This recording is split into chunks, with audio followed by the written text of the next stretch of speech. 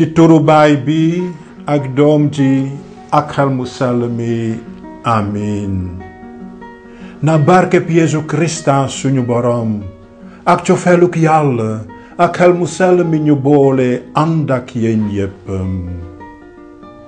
mbokk yi di seetaan Laudemus Dominum ci rajo Dunya Vision maa ngi leen di nuyu yéen yépp ci seen tur ak seen sant di leen yéene jàmm ji bawoo fa yàlla borom bi.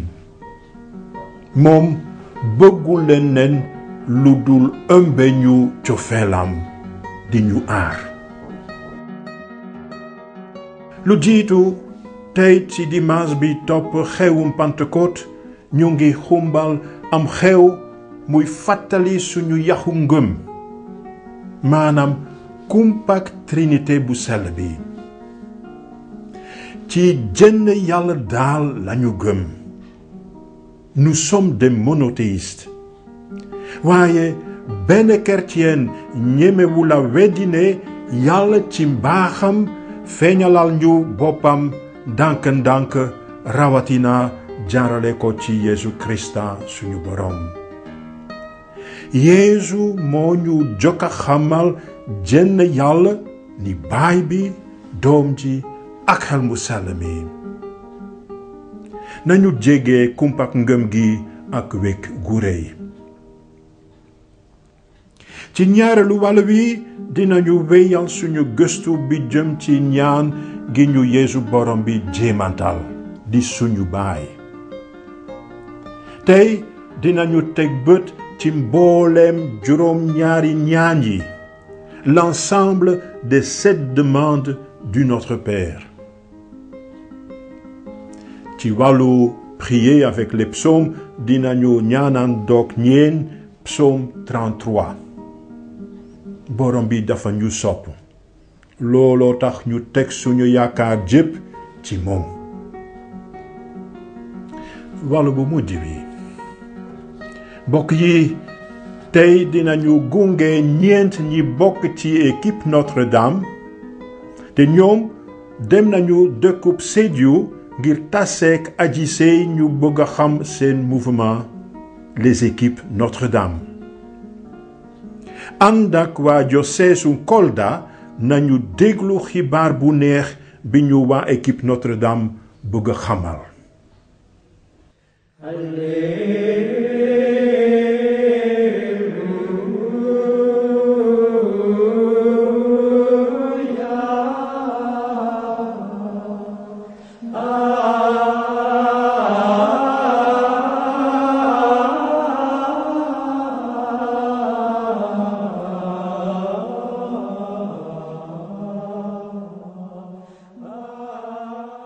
lewañ si lu Yeesu Krista ba Macë mu sell mi bind.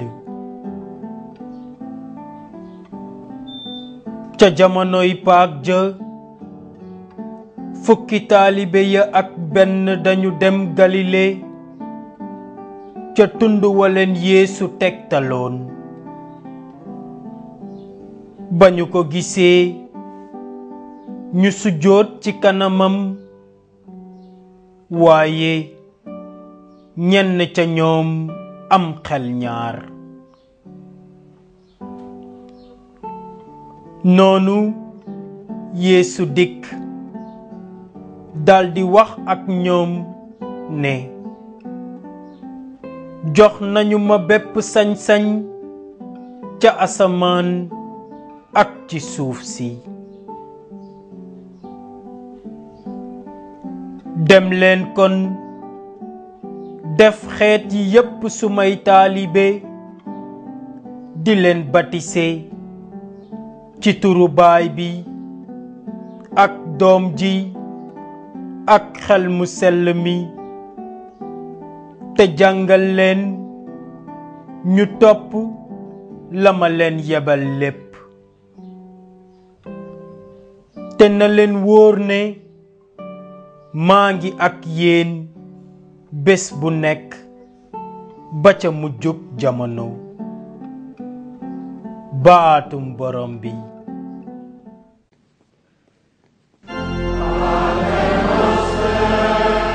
Alleluia.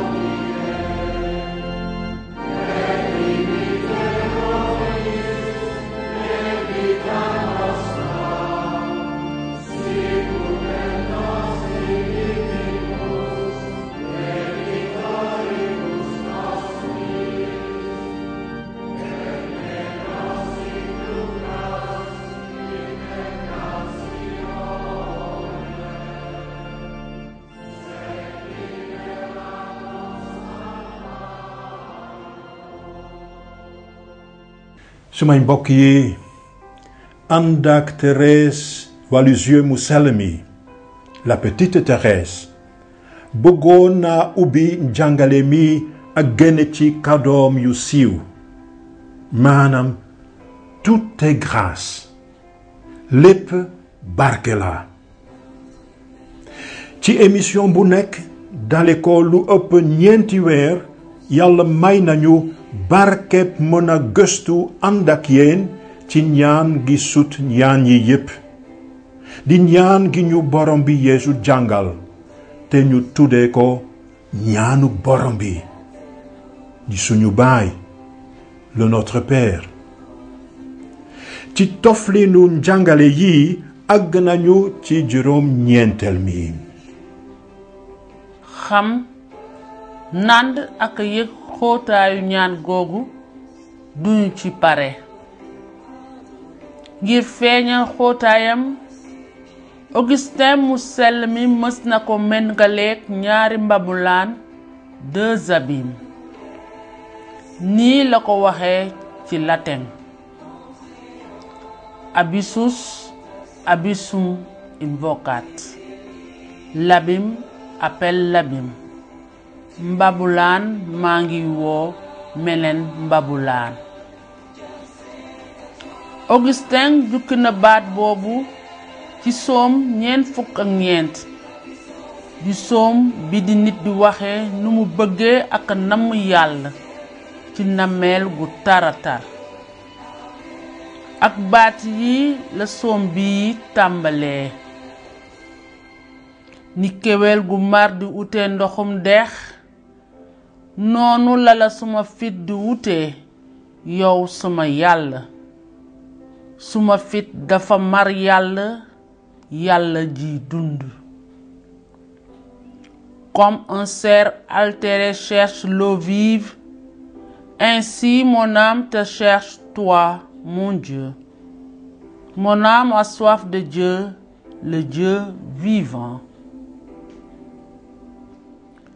ci Augustin mu sell mi ñaari mbambulaan a ngi janoo di woowante waaye dafay laaj man mbambulaan mooy woo meneen mi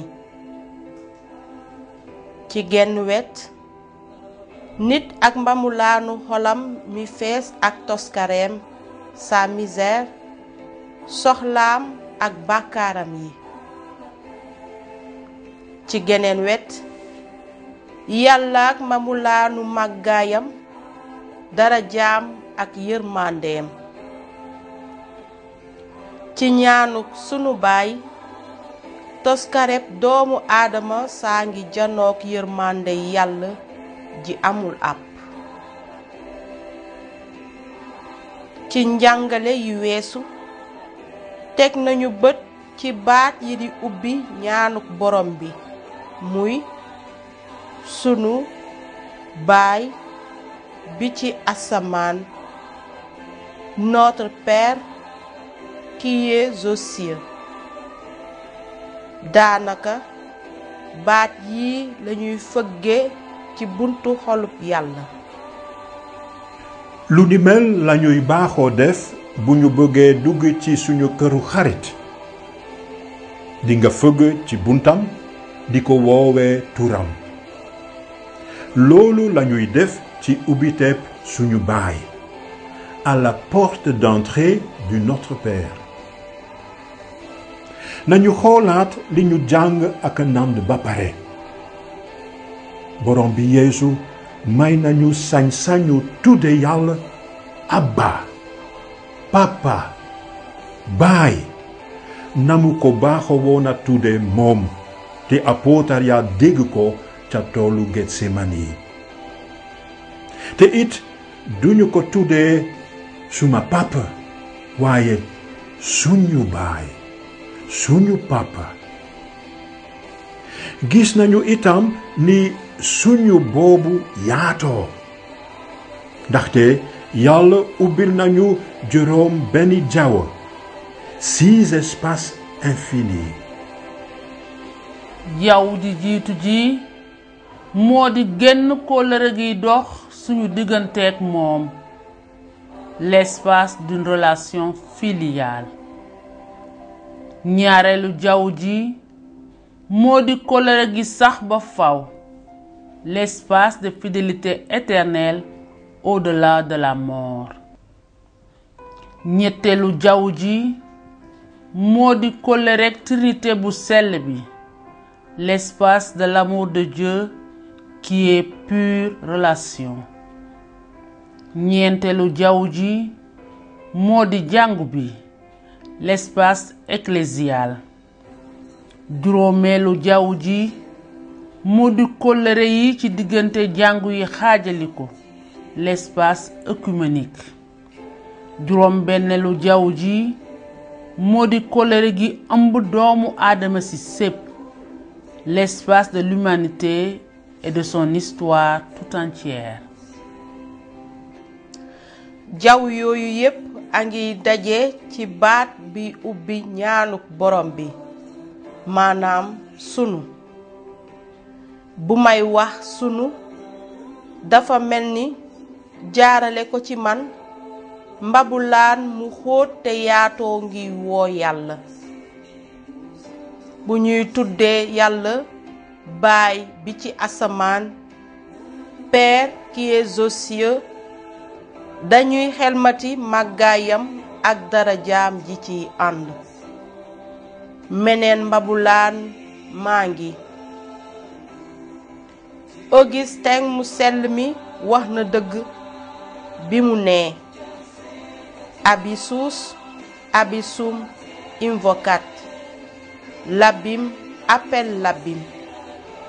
mbabulaan maa ngi woo meneen mbabulaan.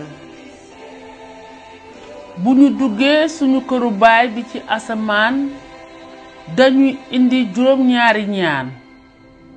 ñaan yu mësa seete itam ni juróom-ñaari barke, 7 demandes, 7 bénédictions. ci ñett yu jiitu yi yàlla lañuy xalaat, ndamal baay bi lañuy yittewoo. ci ñeent yi ci topp ñuy koy jébbal suñu toskare dénk ko. wax dëgg yàlla, mbabulaan maa ngi woo meneen mbabulaan. xalaat yii nii la leen le catéchisme de l'Église catholique waxee ci article 2803.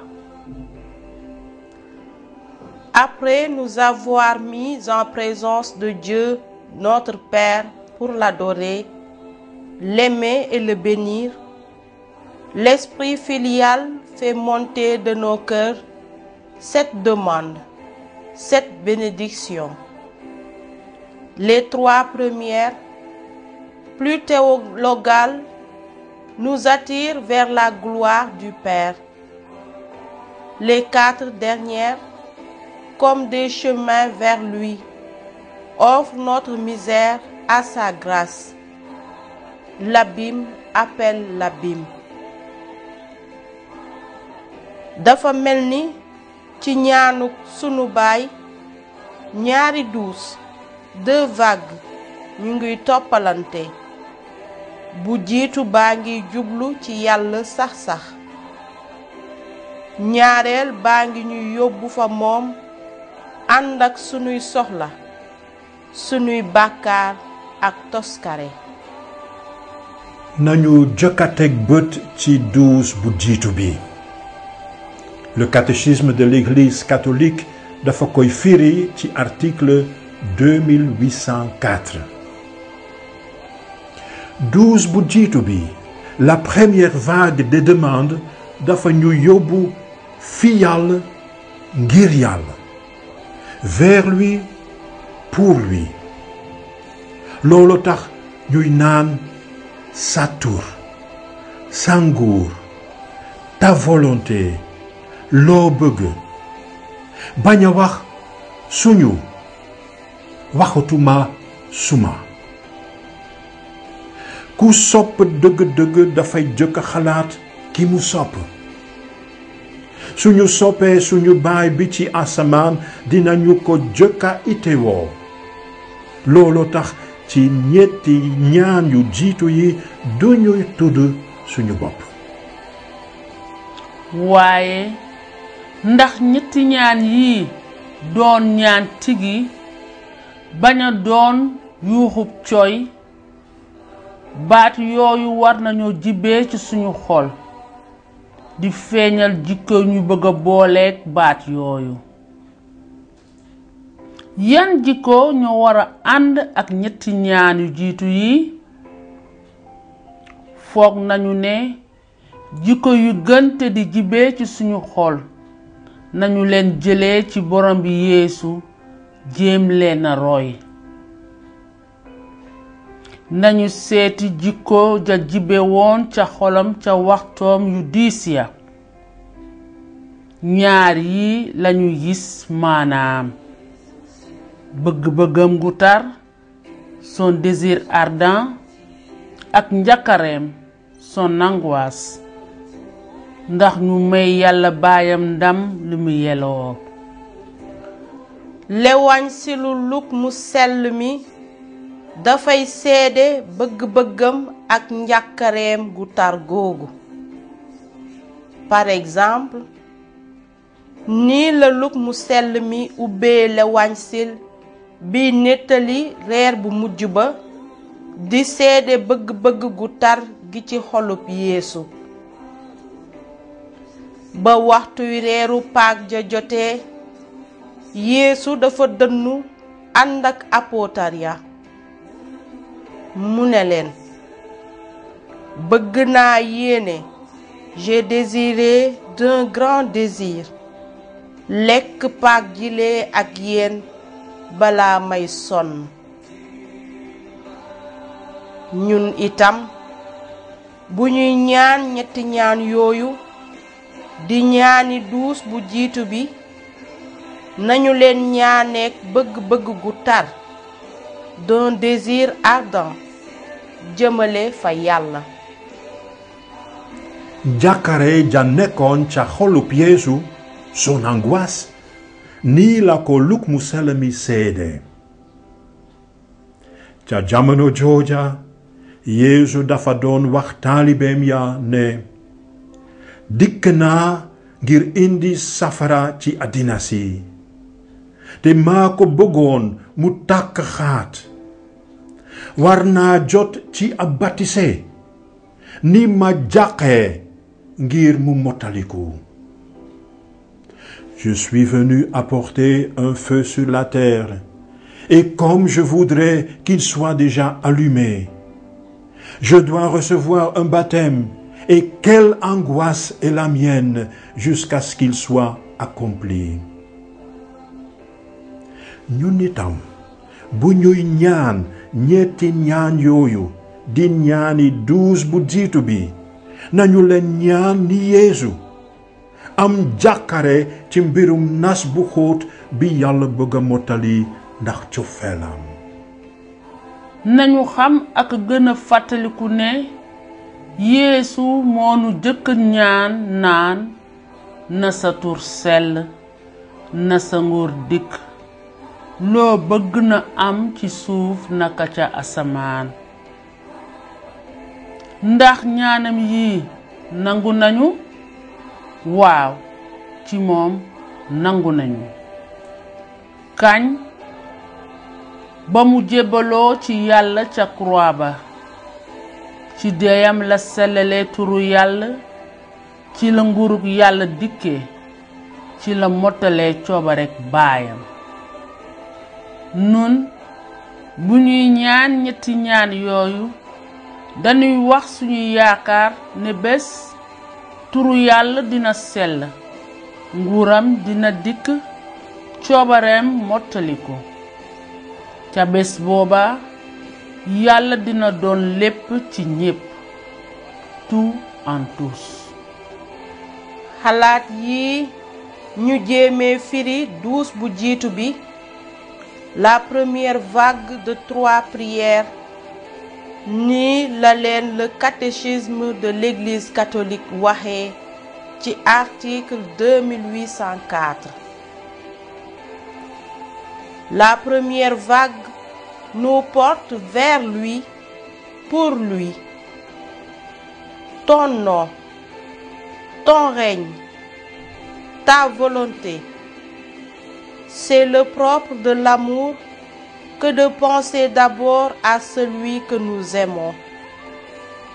En chacune de ces trois demandes, nous ne nous nommons pas, mais c'est le désir ardent, l'angoisse même du Fils bien-aimé pour la gloire de son Père qui nous saisit.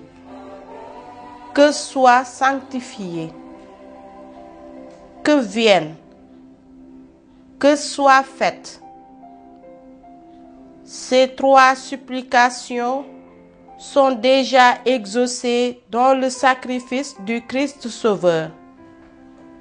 Mais elles sont tournées désormais dans l'espérance vers leur accomplissement final, tant que Dieu n'est pas encore tout en tous. gannaaw 12 bu jiitu bi léegi nañu teg bët ci ñaareel bi. Le catéchisme de l'Église catholique dafa koy firi ci article 2805. ñaareelu 12 bi, la seconde vague des demandes dafa ñu yóbbu fa Yàlla Baay bi ak ñeenti ñaan. ñu ngi ci jébal Yàlla suñu yaakaar, nos attentes, di ko ñaan mu di leen xoole bëtu yërmande. ñaan yooyu ci suñu xol lañu jóge di yéeg ba fa moom. ci lañuy wax ite yi jëm ci suñu bopp ak dynastie jile. nañu dégloo ni ñuy waxee ñaan yooyu. may ñu, donne-nous, baal ñu, pardonne-nous. bul bàyyi ñu tàbbi, ne nous laisse pas entrer. musal ñu, délivre-nous.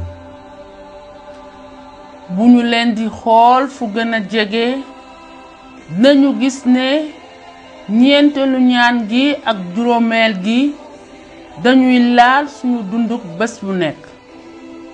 ñu am lu ñuy lekk, ñu wër ci suñu baakaar ak njuumte.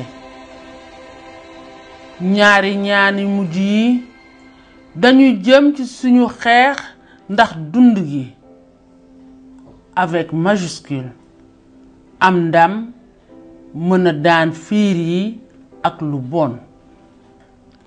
xalaat yi ñu jéeme firi ñaareelu 12 bi, la deuxième vague des 4 prières, nii la leen le catéchisme de l'Église catholique waxee ci article 2805.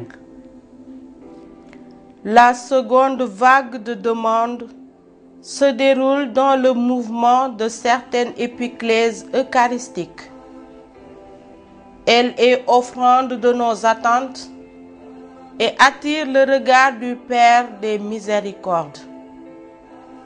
Elle monte de nous et nous concerne dès maintenant en ce monde-ci. Donne-nous, pardonne-nous, ne nous laisse pas, délivre-nous. La 4e et la 5e demande concernent notre vie comme telle, soit pour la nourrir, soit pour la guérir du péché. Les 2 dernières concernent notre combat pour la victoire de la vie, le combat même de la prière. ci tënk, na sa tur sell, na sa nguur dikk, loo bëgg na am ci suuf naka ca asamaan. di ñetti ñaani 12 bu jiitu bi dañu ñuy wóoral ak a feddali ci suñuy gëm, di feesal suñu xol ak yaakaar, di xamb suñu coofeel jëmale fa Yàlla. may ñu tey suñu dunduk bés bu nekk, te baal ñu suñu tooñ naka ñuy baale ñañuy tooñ, te bu ñu bàyyi ñu tàbbi ci balis, wante musañu ci lu bon.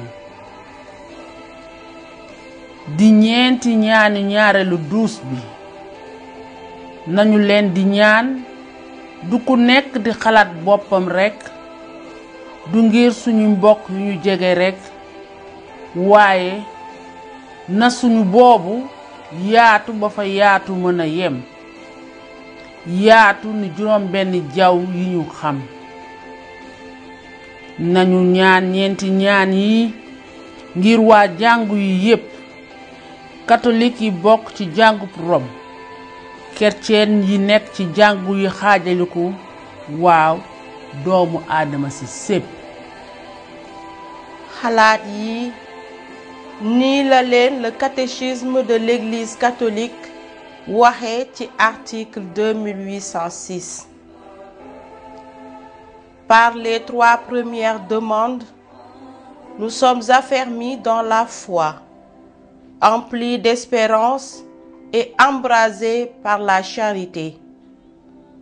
Créatures et encore pécheurs, nous devons demander pour nous ce nous aux mesures du monde et de l'histoire que nous offrons à l'amour sans mesure de notre Dieu. Car c'est par le nom de son Christ et le règne de son Esprit Saint que notre Père accomplit son dessein de salut pour nous et pour le monde entier. mbokk yi léegi pare nañoo waaj ngir teg bët ci ñaan yi nekk ci suñu baay yoon wi di ñëw dinañu jéem a firi Nasatur Sell ci jàmm.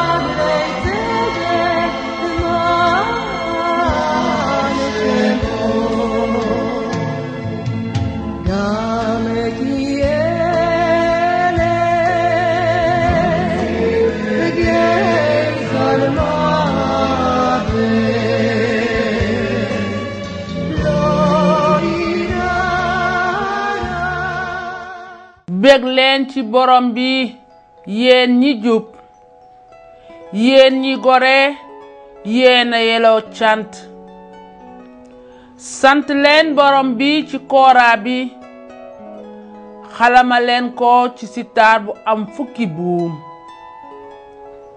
woyal leen ko woy wu bees ak seen mën-mën bépp màggal leen xewte gi waaw baatu borom bi dafa jub dafa takku ci lépp lu muy def dëgg ak njubte rekk la bëgg suuf si fees na ak cofeelam borom bi dafa wax asamaan yi daldi bindu ci ëfu gémmiñam jaww ji daldi nekk mooy dajale mooy téye ndoxi géej yi géej yu mag yi dafa leen ber denc leen na suuf si sépp jaamu borom bi ñi dëkk ci àddina si nañu lox ci kanamam moom wax na te li mu wax am mu yebal te la mu àtte bindu daaneel na li xeeti tëraloon te tas li mbootaay yi xelowoon a def li borom bi dogal du deñ mukk bëgg-bëggi xolam dañuy sax jamono aka bare muur xeet wu seete yàlla ni boromam bare na muur mbooloo mi yàlla tànn ni ndonoom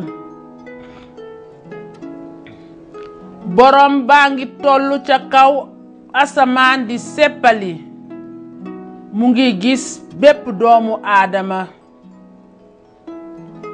dale ko dëkkuwaayam borom bee ngi sëppu waa àddina si sépp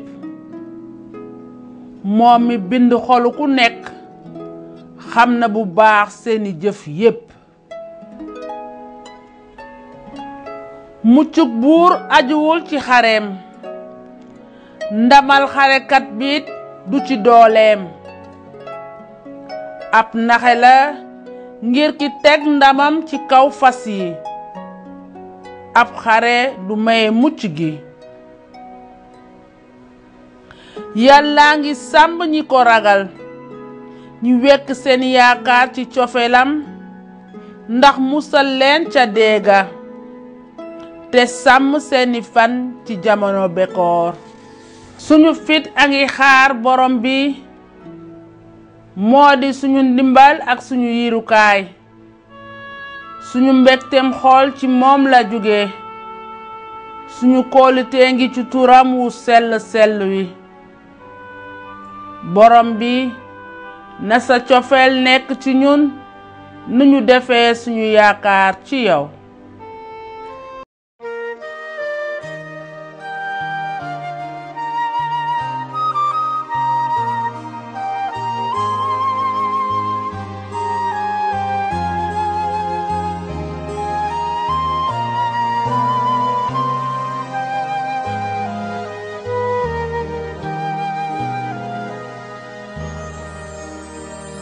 Oser la vie, venir au jour, oser encore vivre d'amour et croire au retour du printemps, tendre une main vers un enfant, ouvrir la porte de son cœur à ceux qui souffrent et qui peinent et que la haine a repoussé. Tendre l'oreille à la clameur de ceux que l'injustice enchaîne et crie leur soif de liberté. Oser la vie, au jour, oser encore vivre d'amour et croire au retour du printemps, tendre une main vers un enfant. Je te rends grâce, Seigneur, de m'avoir fait à ton image pour volonté. Je te donne ma vie. Excellence, Monseigneur Jean-Pierre Bassène, évêque de Kolda, Monsieur l'abbé Bernard Boireau, curé de la paroisse Saint-Jean l'Évangéliste de Sédhiou, Père Paul Bakary, responsable du foyer de charité de Sindone, à vous tous, délégués des paroisses de notre diocèse de Kolda, chers frères et sœurs dans le Christ. Depuis 2 ans, l'Église, sous l'impulsion du pape François, à travers 2 synodes extraordinaires, nous a invités à réfléchir sur la famille. Et les fruits de ce travail ont donné l'exhortation post-synodale à Maurice Laetitia, la joie de l'amour, pour ainsi redonner à la famille toute sa place et son importance dans la marche de l'Église universelle. Au sein de notre diocèse au Kolda, pour répondre à cet appel du pape, nous avons depuis l'année passée choisi comme thème diocésain « Famille diocésaine unie pour vivre l'évangile de l'amour ». Et l'importance de ce thème nous a mené à en faire un thème triennal pour mieux l'approfondir. Et c'est ce qui nous a ainsi poussé, nous membres de la commission diocésaine de la catéchèse et de la famille, à ainsi rechercher à redonner à la famille toute sa place dans l'activité pastorale du diocèse. Comment cela pouvait-il se faire si ce n'est pas à travers des mouvements dont la vocation première est de travailler à la consolidation du mariage chrétien? C'est ce qui nous a ainsi poussé à inviter les équipes Notre-Dame pour venir nous parler de cette équipe Notre-Dame, pour venir nous donner la chance de pouvoir avoir ce mouvement d'apostolat familial dans notre diocèse. Et c'est ce qui nous a donné la grâce d'avoir ces représentants à qui je vais donner tout à l'heure la parole, parce que je pense qu'ils seront mieux portés pour pouvoir nous le dire directement. Ce sont des couples, des hommes et des femmes. Ils ne sont pas prêtres, ils ne sont pas consacrés.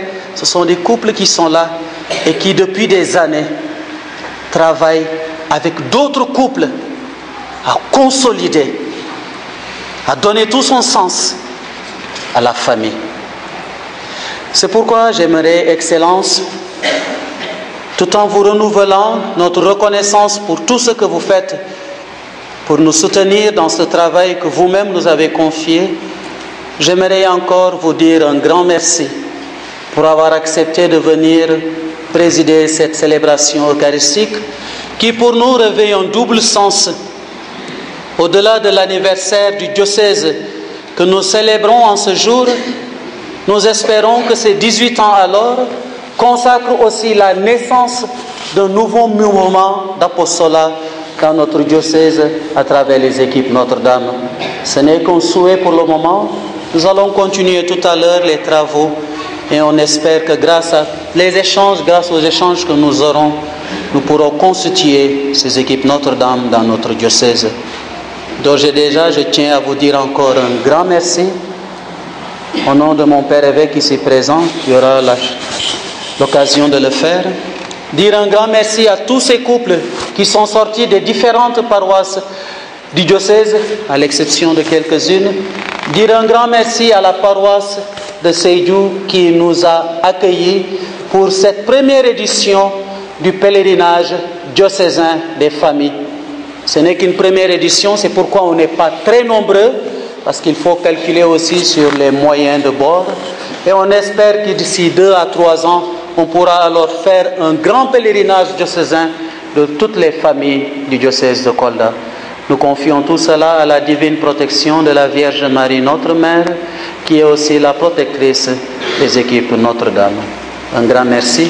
Je laisse la parole à M. Augustin. Merci.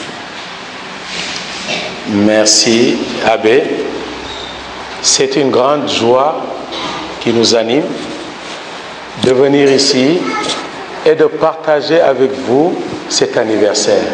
18 ans, ce n'est pas rien. Alors, je voudrais que l'on chante ensemble pour vous, joyeux anniversaire. Joyeux anniversaire, joyeux anniversaire, joyeux anniversaire, diocèse de Kolda, joyeux anniversaire.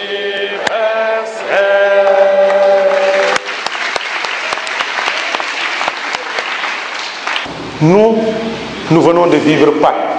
Nous venons de vivre la résurrection du Christ. Le Seigneur nous parle à nouveau. Il nous demande d'être des apôtres, de pouvoir aussi transmettre cette bonne nouvelle. C'est ça qui nous a animés, nous, qui a fait que nous aussi, nous nous sommes sentis comme des apôtres, comme des missionnaires. Donc nous avons quitté Dakar pour venir ici, pour parler aussi de l'Évangile. On ne peut pas prétendre parler de l'Évangile comme le dit par exemple Monseigneur ou bien l'abbé Laurent. Nous avons aussi une mission assez particulière parce que nous faisons partie de cet arbre, de ces feuilles. Monseigneur l'a dit, il y a les feuilles, là il y a les fruits. Nous sommes une branche. Et cette branche, c'est ce qu'on appelle les équipes Notre-Dame. Les équipes Notre-Dame, c'est un mouvement de spiritualité conjugale, donc qui intervient dans la pastorale de la famille. Donc pour montrer aux gens que le mariage existe toujours, le mariage est bon, le mariage est beau. Nous avons reçu la grâce le jour de notre mariage, nous tous comme vous tous aussi, de dire oui, oui au Seigneur, oui à notre conjointe, oui à notre conjoint. Nous allons nous aimer fidèlement pour toute notre vie, pour le meilleur et pour le pire. C'est ce que nous disons. Et le prêtre dit, ce que Dieu a uni, que l'homme ne le sépare point. Cela ne veut pas dire que le mariage est parfait. Le mariage n'est pas parfait. Nous ne sommes pas des êtres parfaits. Voilà pourquoi nous avons décidé de former ce qu'on appelle une équipe. Une équipe placée sous la protection de la Sainte Vierge Marie, Notre-Dame. Donc c'est pour ça qu'on s'appelle équipe Notre-Dame. Les équipes, pourquoi? Pour pouvoir s'entraider. Pour pouvoir s'entraider et vivre aussi l'idéal du mariage à travers ce mouvement qui a été créé en 1949 par le père Henri Caffarel. Le père Henri Caffarel qui avait préparé des couples au mariage, et après le mariage, ces couples sont revenus lui demander, mais qu'est-ce qu'il faudrait que l'on fasse? Et le père a dit, venez et cheminons ensemble. Et c'est là qu'est née les équipes Notre-Dame, la première équipe. Actuellement, les équipes Notre-Dame existent partout dans le monde. Qu'est-ce qu'ils font les équipes Notre-Dame? Rien de particulier. Tout ce qu'ils font, c'est ce que demande l'Église. Ils demandent de se réunir une fois le mois, de partager ensemble l'Évangile, de réfléchir ensemble sur un certain nombre de questionnaires et puis de pouvoir aussi partager le vécu de famille pour pouvoir s'entraider. Alors ils ont établi aussi quelques règles qu'on a appelées les points concrets d'effort. Mais ça aussi c'est ce que l'Église nous demande. On ne pratique pas souvent. C'est simplement la première règle, c'est de lire l'Évangile. Si on veut suivre le Christ, si on veut faire ce qu'il nous demande de faire, il faut d'abord le connaître, le découvrir, et ça passe par la lecture de la parole d'évangile. Après la lecture de la parole d'évangile, on nous demande aussi de faire l'oraison. Il faut que l'on ait chacun un tête-à-tête avec notre Seigneur. On prie ensemble, on lui soumet nos difficultés, nos joies et nos peines. C'est l'oraison.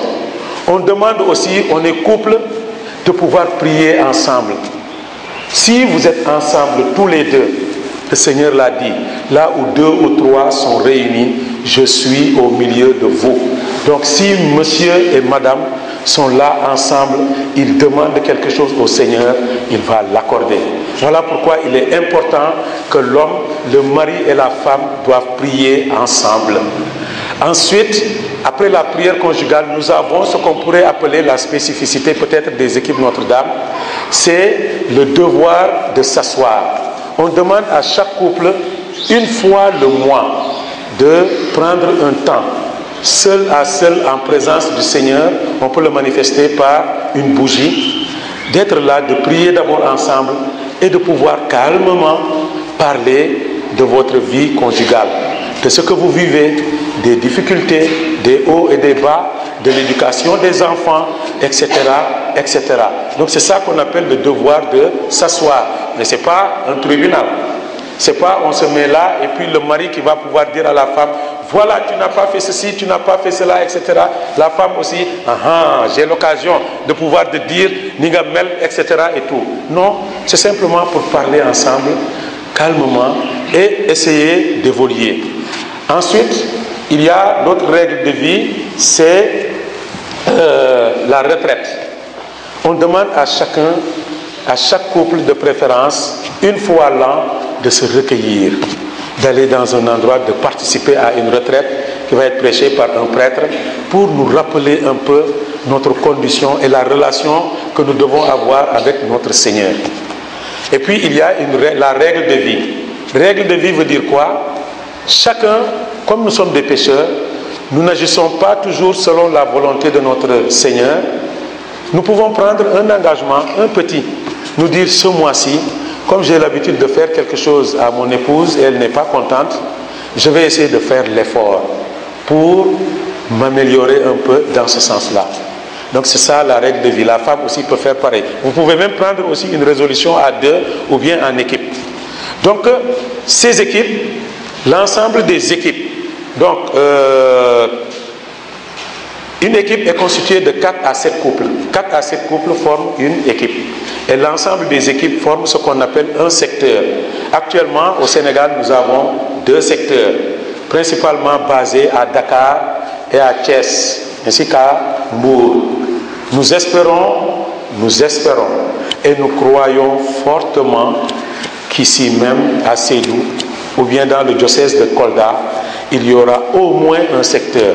Et hier, la rencontre que nous avons eue avec les couples qui étaient avec nous, que nous allons continuer aujourd'hui, nous a donné vraiment entière satisfaction. Nous avons vu l'engagement des couples qui étaient présents et nous pensons fortement que par la grâce de notre Seigneur Jésus-Christ et sous son action, qu'un secteur va naître ici pour que l'on puisse faire rayonner l'évangile, cette parole de l'évangile, à travers donc la pastorale de la famille qui est la première cellule de base de notre société. La famille est agressée. Les gens maintenant essayent de nous dire la famille, c'est déjà dépassé, surtout pour les jeunes.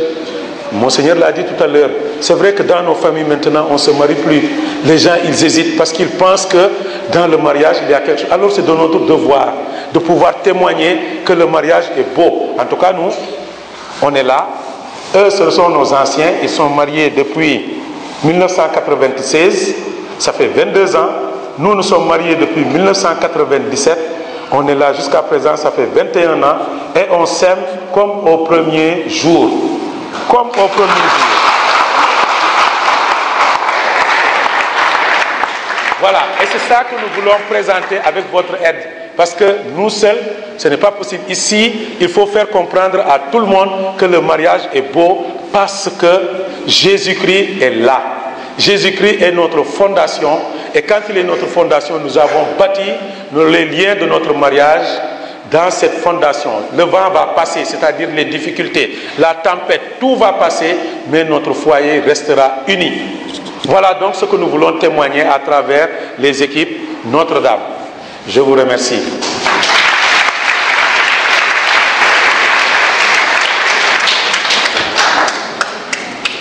Il ne faut pas vous inquiéter un peu, c'est un enseignant. Donc, il parle beaucoup. Je sais qu'il y a beaucoup d'enseignants ici. Ce que je voulais simplement ajouter des équipes Notre-Dame, c'est que dans les équipes Notre-Dame, on ne pense pas à soi-même, on pense à l'autre. Si vous avez une famille, c'est parce que vous avez un sa bopp. Bu dee ku góor ki ngay xalaat sa soxna ki jigéen ki di la xalaat yow, je donne simplement un exemple. Ku góor ki yow nga wàcc guddee nga egsi sa jabar ne la mu tegal la reer mais balaa yow ngay reer nga ne ko mais yow est-ce que reer nga si tu penses d'abord à elle yow reer nga mu ne la déedéet xale yi reer nañu mu ne la déedéet donc toi tu ne peux pas manger mais bu ñu la tegee reer rek nga toog lekk alors que sa doom yi ñoom lekkuñu wala xamoo lu xew mais c'est difficile. donc loolu rek laa bëggoon yokk ci lu mu wax mais dama amoon benn laaj ma bëggoon laaj monseigneur abbé dafa wax sànq Amoris Laetitia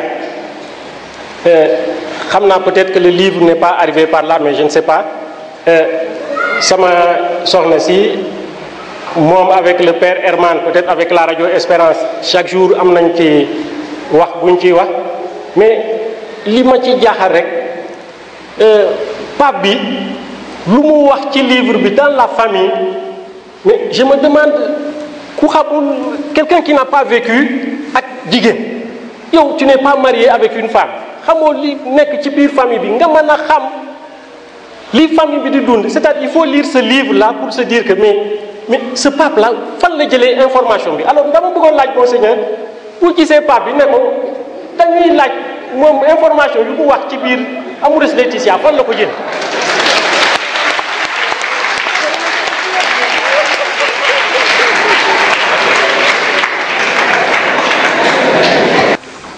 Merci Père Évêque. Augustin. Nous allons vous présenter très brièvement ce qui nous a amenés ici à Sédhiou et ce que nous aimerions aussi partager avec toutes les familles du diocèse de Kolda. Nous avons été informés d'une grande rencontre concernant la pastorale de la famille au niveau du diocèse de Kolda et que durant cette rencontre, il serait intéressant et même souhaitable de mieux faire connaître ce mouvement de spiritualité conjugale appelé les équipes Notre-Dame. Lorsque nous en avons été informés, nos responsables, ce qu'on appelle le responsable de la région ouest sahélienne, a délégué le couple Lopi, le foyer Lopi, afin qu'ils puissent venir à Sédhiou, étant donné que Antoine est de Kolda, pour pouvoir témoigner de ce mouvement de spiritualité conjugale. Et ce foyer Lopi nous a demandé de les accompagner. Nous sommes de la même équipe et cela a été aussi pour nous un honneur parce que cela va nous permettre de découvrir nos frères et sœurs habitant au sud. Et cela va nous permettre aussi de pouvoir partager ce que nous avons reçu à travers le sacrement de mariage et aussi à travers ce mouvement que nous avons rencontré au cours de nos années de mariage. Et la rencontre que nous avons eue hier avec ces couples invités dans le cadre de la pastorale de la famille, cette rencontre nous a permis de leur faire d'abord découvrir le mouvement à travers un film qui a été réalisé et dans lequel on évoque le début du mouvement avec le père Henri Caffarel jusqu'aux années 90 avec ces différents rassemblements qui ont eu lieu à Rome, à Lourdes, à Fatima et notamment autour de notre Saint-Père, de nos différents Saints-Pères, parce qu'il y en a eu 2 ou 3 que nous avons rencontrés. Et cela a permis aussi, après la présentation de ce mouvement, d'échanger et de leur faire connaître ce que le mouvement nous a apporté au sein du couple et aussi au sein de nos familles, d'échanger et de partager nos expériences.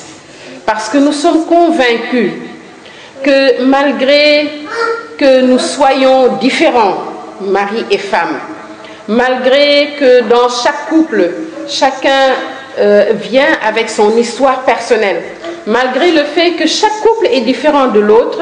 Mais quand le Christ est au centre de notre couple, nous devenons un couple famille de Dieu.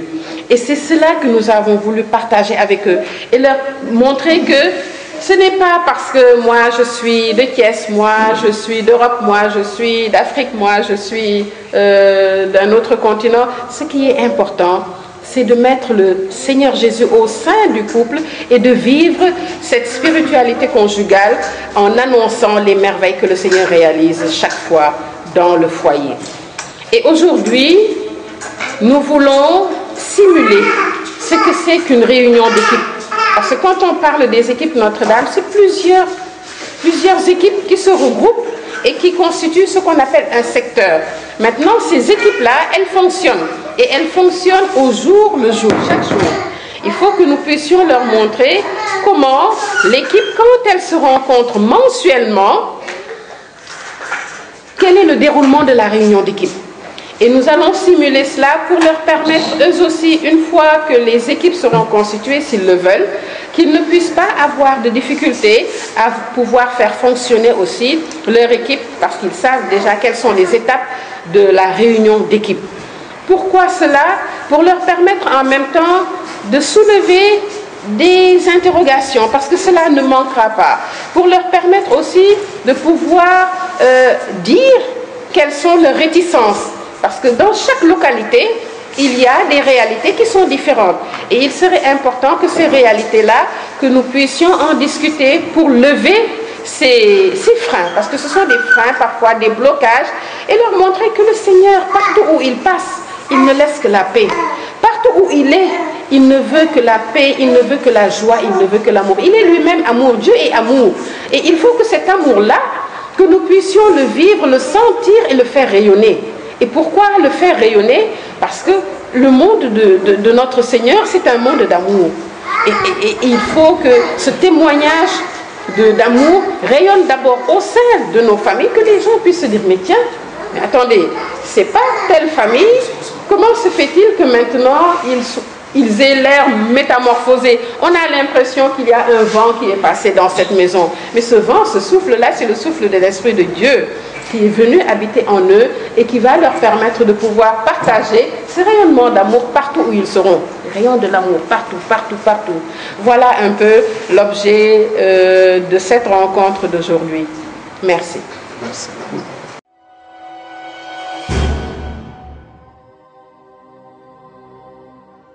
mbokk yi ñu seetaan ci mujjuk émission bi bëggoon naa nuyu suñu mbokk julli ci soga tàmbali seen weeru koor di leen yéene ak koor gu sell.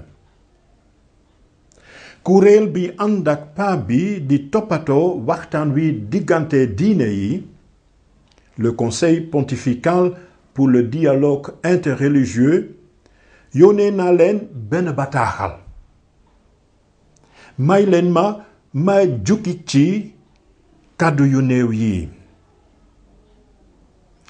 ci xew-xewu jamonoy koor jile, xalaat yu ñu bëgg a séddook yéen suñuy mbokk ak xarit dañu jëm ci fànn bu am solo ci diggante chrétien yi ak jullit yi.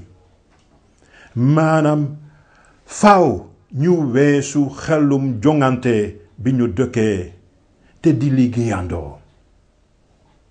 suñu bëggee wey di diisoo ci jàmm ak xaritoo nañu ànd liggéey di sargalante ci suñu biir. mbokk yi maa ngi leen di yéene jàmm ak salaam.